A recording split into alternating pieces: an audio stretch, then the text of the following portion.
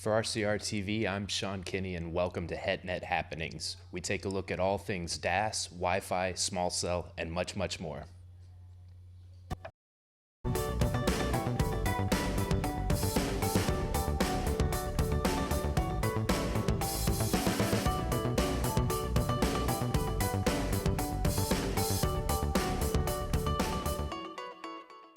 CommScope, thinking beyond today's technology to help you make the best decision for your network and your business.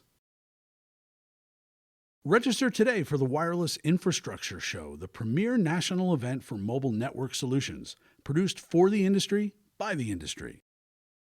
Telecom Careers, the #1 global telecom and wireless job board, telecomcareers.com.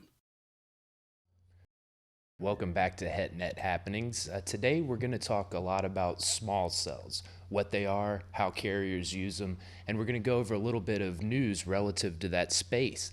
You'll see I've got my earbuds in today. That's because joining me live via Zoom is our editor, Kelly Hill. Kelly's out in Denver, Colorado. She does a lot of fine work for us in the test and measurement space, and she also recently conducted a very well-received webinar on small cells. So Kelly, thanks for joining us.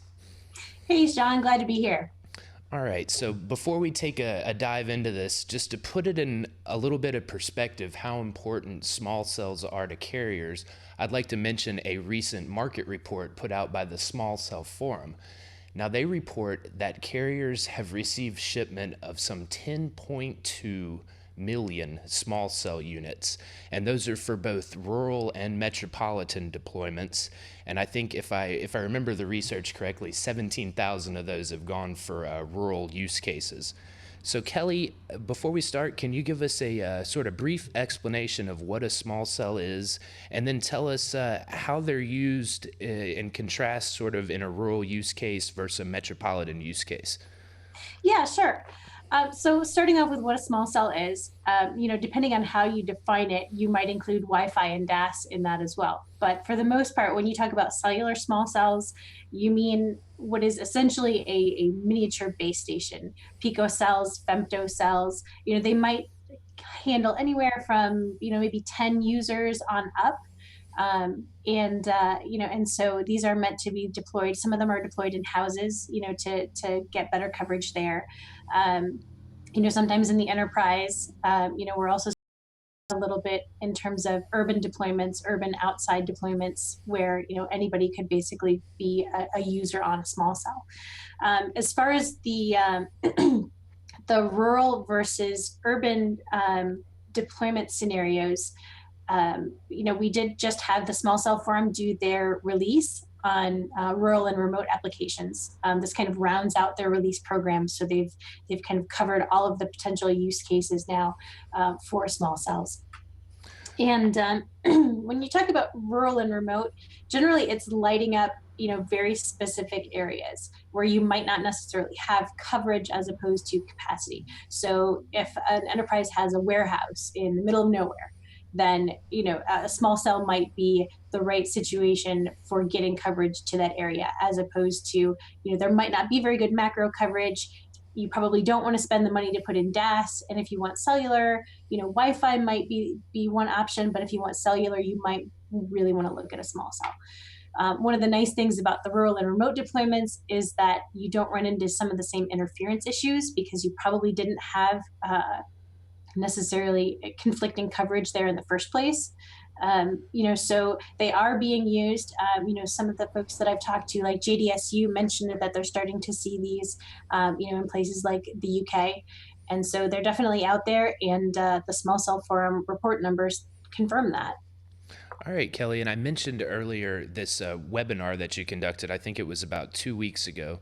You had guests from the Small Cell Forum that we talked about, as well as Rody Schwartz, Accedian Networks, and a Knight. Can you give us an overview of what the key takeaways to that webinar are? Sure. We covered a lot of ground in that webinar. And, everything from Accedian talking about, backhaul testing related to small cells and kind of the wired aspects of that, to the RF environment. When you start talking about small cells, particularly in urban environments, that can get really complex. And so, we talked, the market is definitely still evolving. It's been kind of a slower ramp than the kind of initial industry hype really suggested, but we're seeing it, and I think people are expecting a surge this year. Some more people talked about maybe 2017 as a time frame where we might really start seeing large deployments.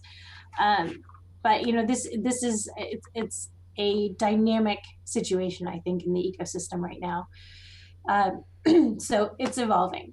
We're also starting to see, along with that, kind of the technical aspects evolving along with the business case. And so everything from starting to think about small cells in terms of what it's going to mean for carrier aggregation, what it's going to mean for not just LTE but LTE advanced when we start getting into some of those other features as well. And of course, all of those things have to be enabled on the handsets in order for the network benefits to really be there, but people are definitely thinking about them. And we're also starting to see more multi-technology support in terms of it's cellular plus Wi-Fi. Alcatel-Lucent recently announced a new line of small cells that has that option as well, where you can offer public Wi-Fi along with the small cell. And so we are seeing the broader band support, multi-technology support, and those things are starting to become more widely available in ways that are probably more practical for operators to deploy than okay, we're going to put a 3G small cell, and we're going to put a 4G small cell, and we're going to put Wi-Fi. And all of those, when you're talking about these very small sites where you have to make sure that you have power and backhaul, the more consolidated everything can be, the more cost effective it is, and the faster you can deploy it. And so I think, from the folks that I talked to, part of the reason that we've seen this slower ramp has been that they're still figuring out the technology, they're still figuring out the pricing to really make all of this work. Yeah, you mentioned this sort of slow buildup to broad commercialization of small cell. I saw a market report just this morning that predicted 2015 is going to be a huge surge year for small cell. They ran their algorithms, the research company's market experts, by the way. They ran their algorithms, and they're looking at small cell shipments to double, in some cases triple, over the course of this year. So I think that really supports what you're telling us. I tuned in to a little bit of your webinar, and I was really impressed with all of the questions that you got. Can you give us sort of an overview of what the folks that tuned in really seemed to pick up on? Yeah, I think that was one of the best parts of it, really. We had great audience engagement. We had a lot of questions. This is really a topic that's of a lot of interest to the industry. Because we were kind of focused specifically on testing along with the market trends, we did get questions like, what metrics do you use to test a small cell? What actions do you take? And some of those are very specific to, what a particular operator is asking for in deployment. Um, but coverage, capacity, average throughputs, those kind of things are definitely, were definitely the topic of discussion. Um, Another question that came up was, what's the most common backhaul solution that you see? And, yes, carriers really like to have fiber backhaul. But when it comes to some of these sites, there are definitely other options, and people wanted to know about that. One of the most interesting questions that I thought we had Andy Germano there, who's the vice president of the Small Cell Forum, and we had one of our audience members ask him whether the Small Cell Forum is considering, is it time for a certification program for small cells? And he actually said that that's something that they're thinking about and exploring. And so I think that the industry, might really like to see that when you look at some of the plug fest testing that Etsy has done, you still find that there are interoperability issues that are going on, and a certification program might address that. Okay, and earlier you mentioned LAAA. I'm sorry, two A's, LAA. That's license assisted access. And, to kind of gloss it, what this does is it lets a small cell access spectrum that you would generally see Wi-Fi operating over. This is something that Ericsson made a big announcement about at the Consumer Electronics Show, and they sort of continued to push it at Mobile World Congress. they're looking to have some carrier ready units later in the year, and they've already got some interest from T-Mobile. So, Kelly, from all of your reporting and the conversations that you have, how do you see LAA figuring into the future of small cell? Well, when I talked with Ericsson. I also talked with Stefan Pongratz, who's an analyst at Deloro Group, and he said that the business case for license-assisted access is pretty obvious. So following on that, it sounds like this is something that we might see the industry adopt. When you talk about license-assisted access, so it's as you said, you're using small cells in probably 5 gigahertz spectrum.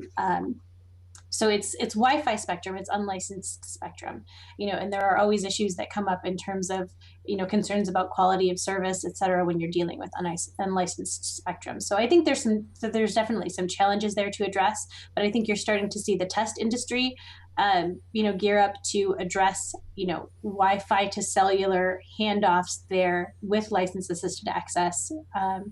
And, I think it's definitely possible. Between the business case being there and people always looking for access to more spectrum, I think that's a pretty strong argument in favor of us probably seeing some movement on license assisted access. Okay, and another news item I've been seeing a lot of course, has an acronym that goes with it, and that one's EICIC. I Yes. got to go to the paper for this one. That's Enhanced Intercell EICIC. Yes. Interference Coordination. Nokia and SK Telecom made a big launch of this product. It's a commercial small cell that includes the EICIC functionality. So help us understand why it's important for a carrier to reduce interference on a small cell. And then if you could, what's it mean to me? What's it mean to grandma? What's the end user perspective? Yeah, yeah. So EICIC is part of the LTE Advanced Standard. It's designed to to solve some of these issues that come in when you have a macro site and a small cell is completely within the field of a macro site. That's definitely going to get you some interference issues. So when you run into interference issues, this often affects handoffs. So handovers, you're walking with your cell phone, maybe you're walking along a sidewalk, maybe you're moving in and out of a building, maybe you're moving along inside that building. And if it's a building with multiple small cells, you could be bouncing around between the different cells, and that can really affect the performance of your device, both in terms of voice quality and data quality. And so that's really where interference issues come into play, and that's one of the reasons why interference has been one of the big issues that operators and installers and test companies are trying to address in the deployment of these things. Sometimes you'll get a device and it'll hang on to a certain site, maybe longer than you expect it would. Maybe it'll bounce a little bit more easily between sites, and when you're going between a macro site, which can cover tens of miles, you're not going to necessarily run into those cell edges as often.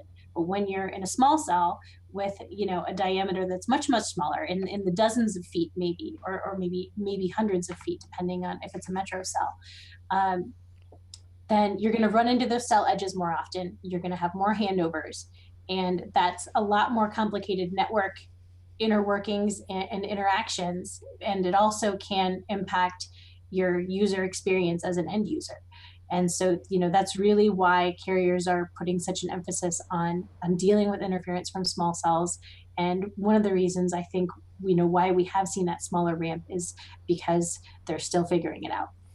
Okay, and a lot of what we've been talking about so far directly applies to the 4G LTE standard, but it also figures into something we talk a lot about here on HetNet Happenings, and that's the elusive 5G standard, the next Oh yes. evolution of the cellular network. In Yeah. fact, just last week we had Robert Heath from the University of Texas Wireless Network and Communication Group.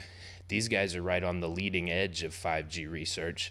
And while there's still not really any consensus on what will define 5G, I Yeah. heard over and over again that small cell will be central, particularly when we talk about these dense urban settings. and then also helping achieve spectral efficiency by doing some of these things we talked about with LAA, which is using unlicensed spectrum. So Kelly, from your perspective, how do you think small cells are going to figure into 5G? Well, there's definitely a lot of talk. And one of the interesting things is that the GSMA, the Global Mobile Suppliers Association, has been kind of collecting a series of white papers from different vendors and people across the industry. And, and they're, it's a chance for them to kind of share their perspective on what 5G is going to look like, what are some of the technologies that might be at work there, what are some of the things that 5G should accomplish. Small cells definitely factors in that. Both in terms of, highly dense networks, as well as, being a good vehicle for the propagation characteristics of the kind of spectrum that people assume will be the main vehicle for 5G. Now, you start getting into very high spectrum bands there, and the propagation characteristics are very different. So if you got something at 700 megahertz, you're going to have pretty good propagation for over far distances. And when you start talking about the much higher bands, the propagation is much shorter in terms of where you can really get good coverage. And because of that, small cells seem kind of like a no-brainer in terms of you're going to need to have your endpoints much closer to the user. And so that's part of the reason that that people think that small cells will play such an important role in 5G, along with the fact that people expect there are going to be much higher capacity and speed needs when it comes to 5G. Now, I've seen, some of the vendors saying that small cells, in terms of 5G and those very high frequencies will probably be a complement to, to the macro system that we already have. That LTE will continue to advance. LTE advanced, we haven't even really started to tap into a lot of the features there. And when you start talking about things like carrier aggregation, we're just barely starting to see 2 carrier aggregation in some areas, in some networks. So we've got a long way to go in LTE. There's still a lot of life left in that standard. But I do think that we're going to see more small cells, as we get further into LTE advanced. And and it seems like the next logical progression, particularly for the spectrum that's expected to be used, for small cells to play a much bigger role as things get going.